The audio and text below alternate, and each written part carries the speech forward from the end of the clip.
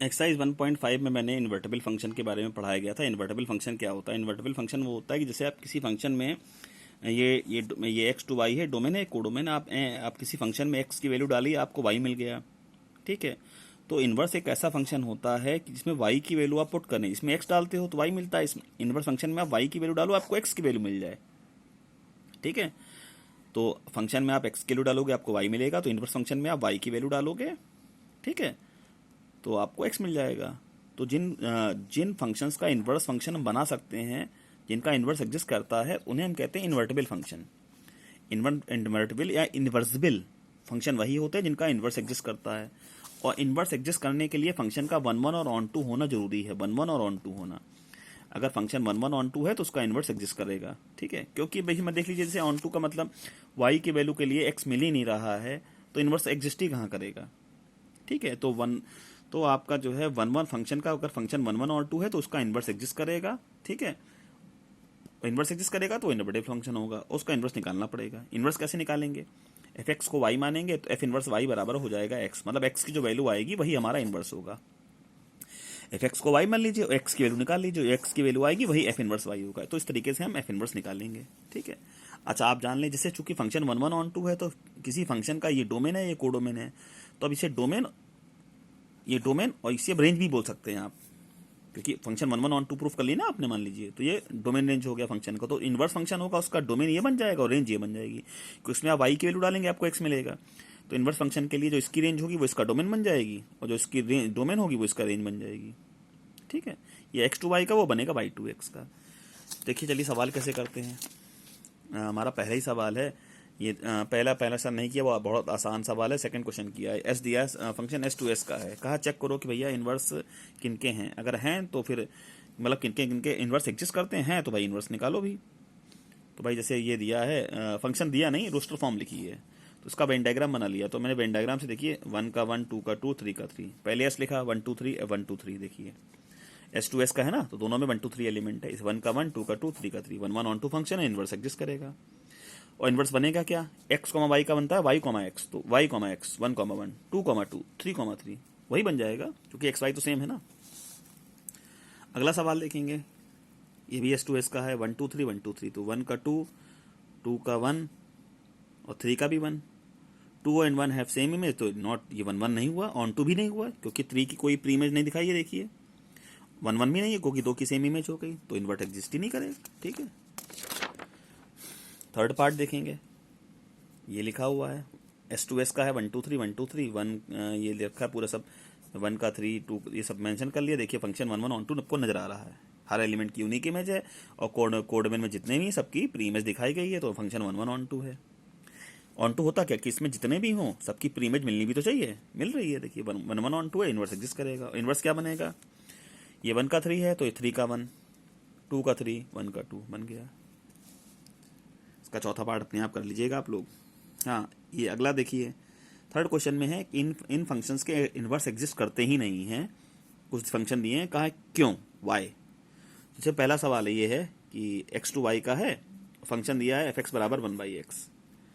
तो पहले से मैंने वन वन चेक कर लिया, देखिए वन वन तो है एफ एक्स वन बराबर एफ एक्स टू मेथड से। लेकिन जब ऑन टू चेक करते वक्त एफ एक्स को वाई माना, तो वाई बराबर वन बाई एक्स, यानी एक्स बराबर वन बाई वाई।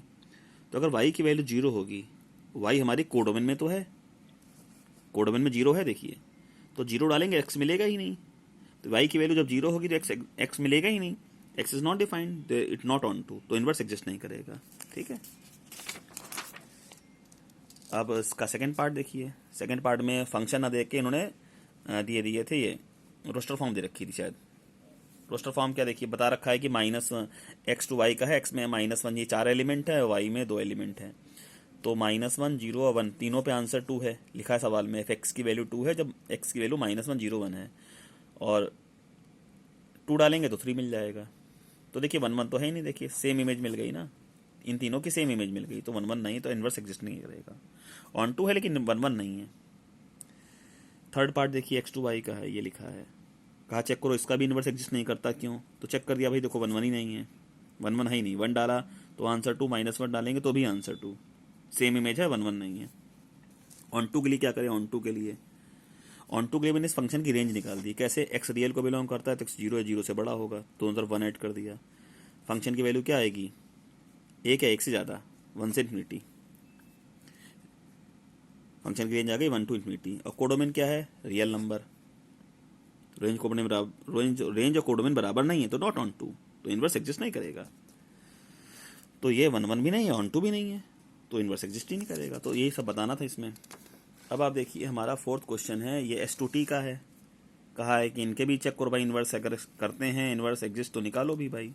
इसका भी वेन डायग्राम बना लिया है। तो देखा ये 1 1 ऑन टू फंक्शन दिख रहा है, देखिए हर एलिमेंट की यूनिक इमेज है और कोडोमेन में जितने भी हैं सबकी प्री इमेज भी है, तो 1 1 ऑन टू इन्वर्स एग्जिस्ट करेगा। और बनेगा क्या? 3 का A, 2 का B, C 1 का C, देखिए बन गया। दूसरा पार्ट देखिए, दूसरा पार्ट को भी मैंने वेन डायग्राम पे प्लॉट किया। ABC 1 2 3, S2T का है ना, ये S2T का ST दे रखे हैं हमारे। A का 2, B का 1, C का 1, B और C का देखिए 1 दिखाया गया है। 1 1 नहीं है, ऑन टू भी नहीं है क्योंकि 3 की कोई प्री इमेज नहीं है। 1 1 भी नहीं क्योंकि 2 की सेम इमेज हो गई। ऑन टू क्यों नहीं? क्योंकि 3 की प्री इमेज नहीं दिखाई है। तो 1 1 ऑन टू नहीं है तो इन्वर्स एग्जिस्ट नहीं करेगा। ठीक है, तो ऐसे हमारा जो है चौथा सवाल भी हो गया। अब हम सवाल देखेंगे आपका अगला क्वेश्चन नंबर 5। अब यहाँ से देखिए इन्होंने फंक्शन देने चालू कर दिए। ऐसे कहा भाई ये चेक करो 1 1 ऑन टू है कि नहीं है और इन्वर्स है, इन्वर्स निकालो फिर इसका। तो पहले चेक किया भाई, R2R का सवाल है। 1 1 का तरीका आप जानते हो, fx1 बराबर fx2, x1 x2 लिया जो डोमेन को बिलोंग करते हैं, x1 बराबर x2 दिखा दिया, 1 1 हो गया। ऑन टू के लिए fx को y मान लिया तो x की वैल्यू निकाल ली, y माइनस 5/4, fx को y मान लिया, x वैल्यू निकाल ली। ऑन टू होता क्या कि y की रियल वैल्यू के लिए भी x रियल होना चाहिए, यही तो होता है कॉन्सेप्ट उसका। या रेंज निकाल दो, कोडोमेन के बराबर हो जाए भाई, या रेंज निकालो कोडोमेन के बराबर हो जाए, या दिखाओ कि भैया y की वैल्यू के लिए x मिल रहा है या नहीं मिल रहा है। तो y मान लिया, x बराबर निकाल लिया ये। अब देखिए y अगर रियल को बिलोंग करेगा, y रियल है, y रियल को बिलोंग करेगा तो ये वैल्यू भी रियल को ही बिलोंग करेगी। भाई ये रियल है तो मान लो 5 सब्ट्रैक्ट करके 4 डिवाइड कर दो तो इमेजिनरी थोड़ी ना हो जाएगी, रियली तो होगी। तो ये रियल को बिलोंग करता है तो ये भी वैल्यू रियल को ही बिलोंग करेगी। ये वैल्यू x के बराबर तो x भी रियल को बिलोंग करेगा। तो y की रियल वैल्यूज के लिए x रियल ही होगा, तो इट इज ऑन टू। तो 1 1 ऑन टू है तो इन्वर्टेबल फंक्शन हो गया। इन्वर्स कैसे निकालें? fx बराबर y, तो x बराबर क्या होगा? f inverse y। तो x की वैल्यू होगी वही इनवर्स होगी, तो x की वैल्यू यही है हमारी, देखिए। तो f इनवर्स x की वैल्यू यही, f इनवर्स y बराबर ये x था ना, ये हमारा f इनवर्स निकल आया। अच्छा, इसमें आपको लिखना पड़ेगा डोमेन को डोमेन और कोडोमेन, डोमेन लिखना पड़ेगा f इनवर्स का भी। तो इसका R2R का है तो उसका उल्टा हो जाएगा R2R, वो भी R2R, तो ये जरूर लिखें, ठीक है। और अगला देखेंगे आप क्वेश्चन नंबर हमारा 6, शायद 6 है आपका, हाँ। R2R का सवाल है। कहा भाई इसमें भी वही है, 1 1 ऑन टू चेक करो बाइजेक्टिव है कि नहीं है, वो निकालो इनवर्स। तो 1 1 के लिए जानते हो x1 बराबर x2 रखा, x1 बराबर x2 दिखा दिया, 1 1 हो गया। ऑन टू के लिए क्या किया? y मान लिया हमने, क्रॉस मल्टीप्लाई किया, x के लिए y के टर्म में निकाल दी।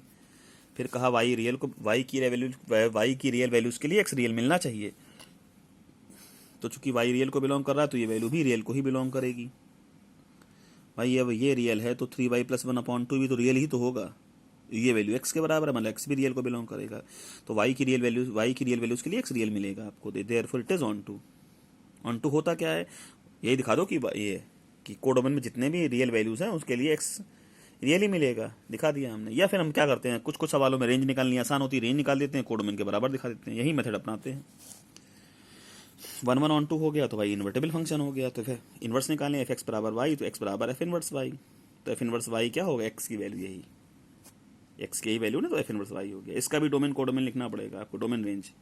ये R2R का तो हो जाएगा R2R का, ठीक है। ये जरूर लिखें। अब आप अगला सवाल देखिए, हमारा 7वां सवाल।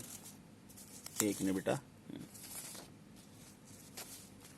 ये A to B का है। A में क्या है? -3 नहीं है, B में 2 नहीं है, ठीक है, real number except 2। A to B का सवाल है, ये फंक्शन लिखा हुआ है। अब इसमें शायद बाइजेक्टिव चेक करना है, तो आप क्या करें, f(x1 बराबर f(x2) रखा, ये और क्रॉस मल्टीप्लाई किया, ये इससे इनटू पूरा प्रोसेस दिखाया, x1 बराबर x2 दिखा दिया, तो इट इज़ 1 1 हो गया। और ऑन टू के लिए f(x) को y माना, क्रॉस मल्टीप्लाई किया, x की वैल्यू y के टर्म में निकाल दी। x की जब वैल्यू y के टर्म में निकाल दी, फिर चूंकि इसमें देखिए रेंज निकालना ज़्यादा आसान है, px/qx की फॉर्म है ना, देखिए x की रियल वैल्यूज़ के लिए y - 2 0 नहीं होगा, तो y की वैल्यू 2 नहीं हो सकती, y की वैल्यू कभी 2 नहीं होगी। तो रेंज ऑफ फंक्शन आ गया real number except 2, range of function आ गया रियल नंबर एक्सेप्ट 2। कोडोमेन भी यही है, कोडोमेन भी यही है, real number except 2। Range codomain बराबर है, therefore it is onto. ये हमारा 1 1 ऑन टू फंक्शन हो गया। अब देखिए 1 1 ऑन टू फंक्शन हो गया। एक ने बेटा, हाँ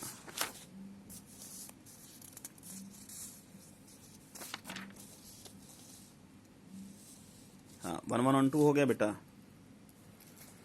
तो इन्वर्स निकाल लें। एफ एक्स बराबर वाई माना तो एक्स की वैल्यू क्या होगी, एफ इन्वर्स वाई। एक्स की वैल्यू क्या निकली हमारी, एक्स की वैल्यू हमारी निकली आपकी यही निकली 1 minus 3y upon y minus 2। तो यही हमारा हो गया एफ इन्वर्स वाई।